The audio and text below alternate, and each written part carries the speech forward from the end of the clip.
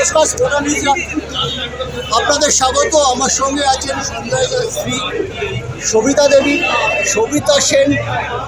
যে সঞ্জয় দার good luck সেটা মেয়র ববি হাকিম কিছুক্ষণ আগে বলেছেন। আমাদের সঙ্গে একদম দিদি রয়েছেন।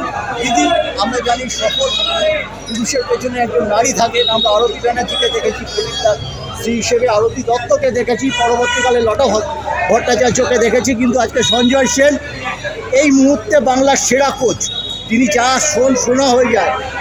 তিনি 42 বছর পর বাংলাদেশ স্পোর্টিংকে 12 সালে দিয়েছেন আইএফএ শিল্ড, 15 বছর পর মোহনবাগানকে জাতীয় লিগ বা আই লিগ দিয়েছেন এবং বাংলাকে 7 বছর পর সন্তোষ ট্রফি দিলেন। এই মানুষটাকে নিয়ে আপনি কী বলবেন? কি বলবো আর বলি, সাফল্য তো তার কাম্য, কারণ সে তো মাঠ ছাড়া কিচ্ছু জানে না, খেলা ছাড়া কিছু জানে না।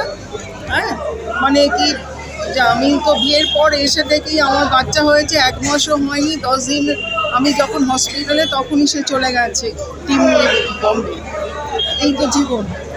তারপরে তো দীর্ঘদিন বলবো, মানে বাইরেই থেকেছে, বিদেশে গেছে, এতে গেছে, ইন্ডিয়া টিমে ছিল, তারপরে সমস্ত কিছু সব করে তার তো প্রাপ্য। এখন যে পজিশনে গেছে তখনও তো মানে কি বলবো, তার শারীরিক সমস্ত কিছু কাটিয়ে সমস্ত মানে বাধা বিঘ্ন ত্যাগ করে ও মাঠে গিয়ে সমস্ত কিছু করেছে, কষ্ট করেছে, সাফল্য পেয়েছে। সঞ্জয় সেন কোচ হিসেবে হয়তো 10-এ 8 পাবেন, কোচ হিসেবে 9.5 পাবেন। স্বামী হিসেবে কত নম্বর দেবেন আর বাবা হিসেবে কত? স্বামী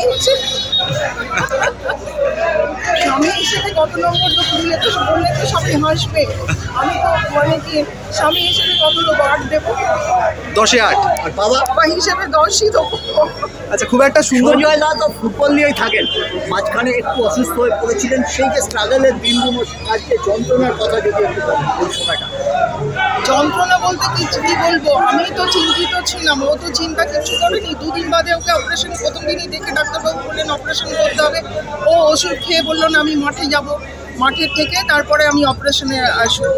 সেই অবস্থায় ওষুধ খেয়ে সে মাঠে গেল, তারপরে গিয়ে অপারেশন করলো। অপারেশনের পরে এসে নিয়ে আপনার 15 দিনও কাটেনি, 1 মাস, তারপরেই তো মাঠে চলে গেছে। মানে ফুটবল অন্তত মাঠ ছাড়াও কিচ্ছু জানে। সকালেও তো এখানে থাকে, আমরা দেখেছি 5th ডিভিশনে চেতনাগ্রহণী খেলে, সেই মাঠে খোলা মাঠেও সঞ্জয় সেনকে এত বড় ডিগ্রি থাকা সত্ত্বেও, প্রো লাইসেন্স থাকা সত্ত্বেও তিনি থাকেন মাঠে। আরেকটা কথা হচ্ছে যে সঞ্জয় দা খুব স্পষ্টবাদী। আমরা দেখেছি অপ্রিয় সত্যি কথা বলেন, সাদাকে সাদা করেন, এটা তার ক্যারেক্টারের একটা বড় দিক। এই ব্যাপারটা নিয়ে কি বলবেন? সবসময় সব জায়গায় মানে পরিস্থিতি বুঝে কথা বলা উচিত, ও সব জায়গায় হুটহাট করে বলে থাকে। এটা ভালো কি মন্দ সেটা আমি মানে কি বলি, কিছুটা হয়তো ভালো, কিছুটা একটু খারাপও হতে পারে। স্পষ্টবাদী কোচ এই মুহূর্তে বাংলা কেন ভারতবর্ষে নেই, অর্থাৎ তার জন্য আজকে একক দায়িত্ব পাওয়া উচিত সঞ্জয় সেনের যা কোয়ালিটি কোচ হিসেবে আইএসএল দলে, তাদের হয়তো পান না, কিন্তু আমরা জানি সঞ্জয় সেন এই মুহূর্তে কোনো বিকল্প নেই। আক্ষেপ কি একটু রয়েছে বড় মোহনবাগানের পরে এই মুহূর্তে সঞ্জয় সেন আর আইএসএলে এত সাফল্য পাওয়ার পরে একক দায়িত্বে এখনো আমরা সঞ্জয়টাকে আইএসএলে দেখিনি, হয়তো শীঘ্রই দেখবো। না, আমার ওসব কিছু আক্ষেপ নেই, অনেক পেয়েছে। তারপরে যদি ও করে, যদি ভালো করতে পারে, যদি ভালো পায়, যদি ওর মনের মতন হয়, তবে ওকে সবাই ডাকলেও যে ঝট করে চলে যাবে তা নয়। তো ওর যদি মনের মতন হয় তখনই যাবে। ও অনেক রকম নিজস্বতা রাখে, যার জন্য একটু অসুবিধা হয়। ভালো পেলে ভালো করবে, আমার কোনো আক্ষেপ নেই। আপনার সাথে বিয়ের একদম গোড়ার কীভাবে হলো সেটা যদি একেবারে বিয়ের গোড়ার কথা কি বলবো, মানে আলাপটা কিভাবে হলো সঞ্জয় দার সঙ্গে? আচ্ছা আচ্ছা আচ্ছা, একটা খুব সুন্দর একটা কথা বললেন মন্ত্রী মেয়র ফিরহাদ হাকিম। তিনি বললেন যে বিয়ের পরেই সঞ্জয় সেন তো চ্যাম্পিয়ন কোচ, লাক ভালো, সেটা একটু ফ্লারিশ হয়েছে। এটার সাথে আপনি কতটা সহমত যে বিয়ের পরেই একটু লাক পাল্টে গেছে? বিয়ের পরেই তো সব কিছু, সব কোচিং লাইসেন্স থেকে আরম্ভ করে এই লাইসেন্স, প্রো লাইসেন্স বলুন, প্রো লাইসেন্স যখন গেছে, এই যে বাড়ি ফেলে চলে যাওয়া, আমিও চাকরি করতাম, অনেক অসুবিধার মধ্যে কাটিয়েছি, কিন্তু চলে গেছে, করেছে। স্ত্রী লাকি এখন লাক কি কি এটা সেটা আমি বলতে পারবো না, সে বলতে পারবে একদম যে লাক কি কি মানে কোচিং করাতে এখন যদি আমি বাধা দিতাম বা কিছু করতাম সেটা তো ঠিক হতো না, কারণ আমার ছেলে যখন অনেক ছোট তখনও ওই রকম বিদেশে যখন চলে গেছে 3 মাস একসঙ্গে থেকেছে বিদেশে, যখন ইন্ডিয়া টিমে ছিল তখন গোয়াতে থেকেছে, অনেক মাস থাকতোই না, তো অনেক অসুবিধার মধ্যে গেছে।